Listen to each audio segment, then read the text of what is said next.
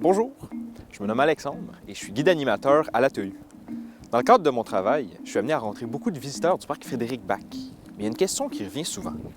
C'est quoi les sphères qu'on peut apercevoir dans le parc Frédéric-Bach?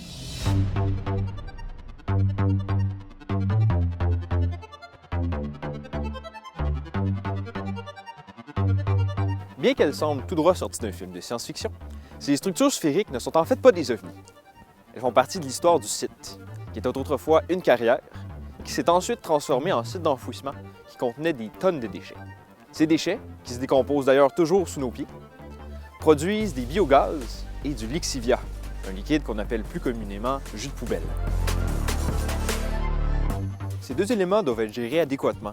En effet, le biogaz contient du méthane, qui, s'il est rejeté dans l'atmosphère, produit un effet de serre puissant. En fait, c'est de 20 à 30 fois plus fort que celui du CO2. Il faut donc soit le revaloriser en énergie, ou encore le brûler pour être sûr que ces effets polluants soient diminués. Pour éviter que le biogaz aille dans l'atmosphère ou dans la Terre, il est récupéré par un réseau de puits de captage. Ces puits de captage vont jusqu'à une profondeur d'environ 20 à 30 mètres. Au complexe environnemental de Saint-Michel, il y a plus de 200 puits de captage qui sont reliés par un réseau de tuyaux souterrains de 17 km de long en tout. Ce réseau est relié à une immense pompe qui va rediriger le biogaz vers la centrale Biomont. La centrale électrique, on la voit. Est-ce que vous voyez l'ATEU là-bas? C'est comme le grand bâtiment en rond. Oui. Et puis juste à droite de l'ATEU, c'est ça la centrale électrique.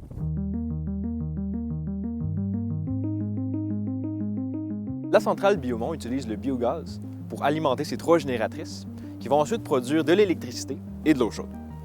Cette électricité-là sert à alimenter environ 2000 foyers et à chauffer les bâtiments environnants. L'utilisation du biogaz par la centrale permet d'éviter la production de 1800 tonnes de CO2 par an, ce qui équivaut à 450 voitures. Et pour protéger les puits de captage, ils ont été recouverts de sphères blanches. On connaît donc l'utilité des sphères.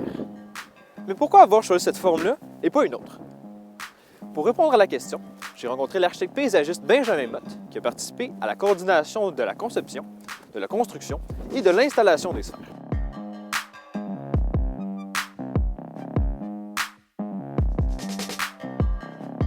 Monsieur Motte, bonjour. Bonjour. Merci d'avoir accepté notre invitation de la part d'ATEU. Donc, il y a beaucoup de questions auxquelles les gens nous posent quand ils viennent visiter le parc. La première qu'on se demandait souvent, c'est pourquoi avoir choisi la forme d'une sphère et pas une autre? Alors, comme vous le savez, c'est un ancien site d'enfouissement. Donc on aménage un parc sur un ancien site d'enfouissement, ce qui est un défi en soi. Et donc le sol continue, à cause de la décomposition des matières organiques qu'il y a dans le sous-sol, on va dire. À certains endroits, le sol s'affaisse plus qu'à d'autres. Et on estimait que la sphère est probablement la forme la plus propice pour atténuer les effets de déformation du sol, étant donné qu'une sphère, de n'importe quelle façon qu'on la mette, restera toujours une sphère. Et une forme sphérique, c'est probablement la forme la moins facile à grimper, escalader et à abîmer. Puis ça permet d'éviter trop d'accumulation de neige. Et quand elles ont été fabriquées, elles ont été enduites d'une peinture fluorescente. Donc il y en a certaines qui sont vertes et d'autres qui sont bleues. Et quand la sphère a emmagasiné beaucoup de lumière, surtout l'été, en fin de journée, on peut apercevoir une certaine luminescence sur les sphères. C'est encore plus vrai quand on peut s'amuser à prendre la lumière de son téléphone et s'amuser à faire un graffiti temporaire, on va dire, avec la lumière qui va avoir tendance à rester quelques secondes. Aussi, on nous pose souvent des questions sur les trous qu'on peut voir juste ici. Ça ressemble beaucoup à des haut-parleurs. On se fait souvent demander si c'est ça ou si c'est autre chose. Ce ne sont pas des haut-parleurs pour rentrer en communication avec des extraterrestres. Ce sont tout simplement des aérations qu'on retrouve sur le top des sphères, en bas des portes et qui ont été ajoutées ici pour permettre d'estomper les odeurs de gaz possibles qu'il pourrait y avoir à l'intérieur.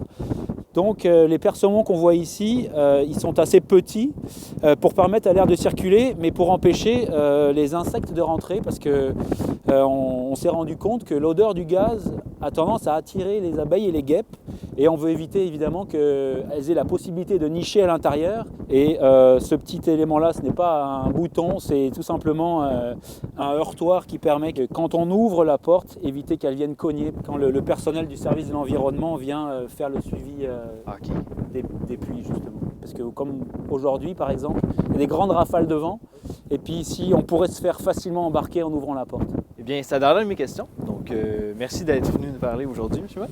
Ça fait plaisir.